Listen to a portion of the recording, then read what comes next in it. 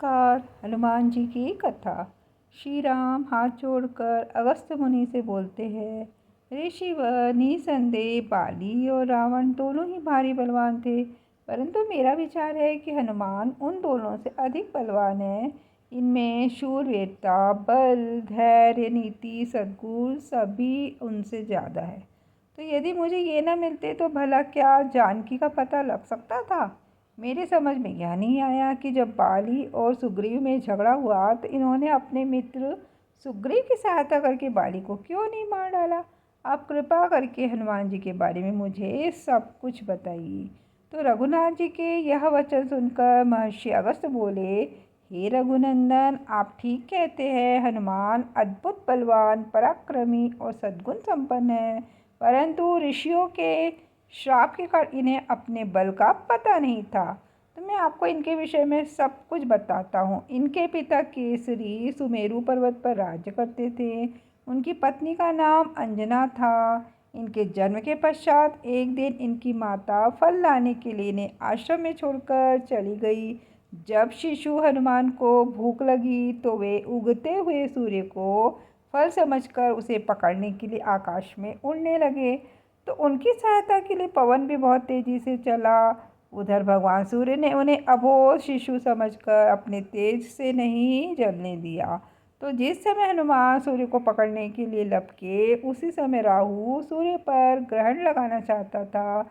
हनुमान जी ने सूर्य के ऊपरी भाग में जब राहु का स्पर्श किया तो वह भयभीत होकर वहां से भाग गया।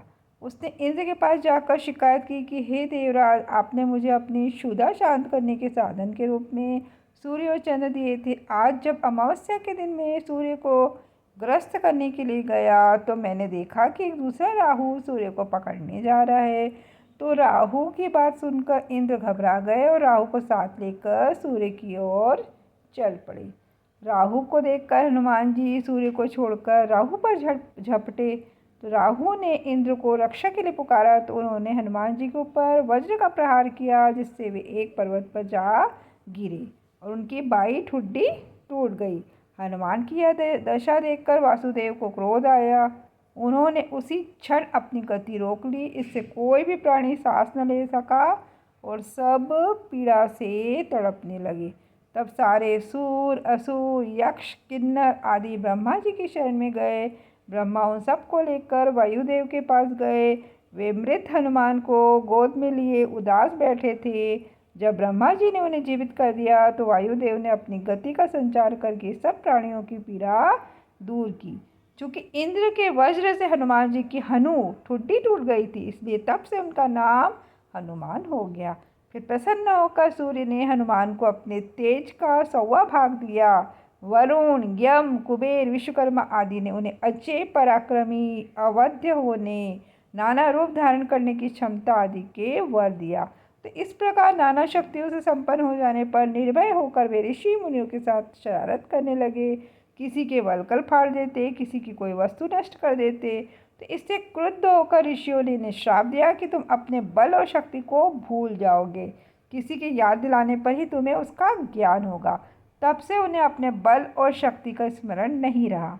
बाली और सुग्रीव के पिता वृक्षराज थे। तो चिरकाल तक राज्य करने के पश्चात जब वृक्षराज का देहांत हुआ तो बाली राजा बना। बाली और सुग्रीव में बचपन से प्रेम था। जब उन दोनों में बैर हुआ तो सुग्रीव के सहायक होते हुए भी श्राप के कारण हनुमान अपने बल से अनजान बने रहे। तो हनुमान जी के जीवन की यह कथा सुनकर सबको बड़ा आश्चर्य हुआ। जब अगस्त्य तथा अन्य मुनि अयोध्या से विदा होकर जाने लगे तो श्री राम ने उनसे कहा, मेरी इच्छा है कि पूर्ववासी और देशवासियों को अपने अपने कार्यों में लगाकर मैं यज्ञों का अनुष्ठान करूं। आपसे प्रार्थना है कि आप सब उन यज्ञों में अवश्य पधार कर भाग लेने की कृपा करें।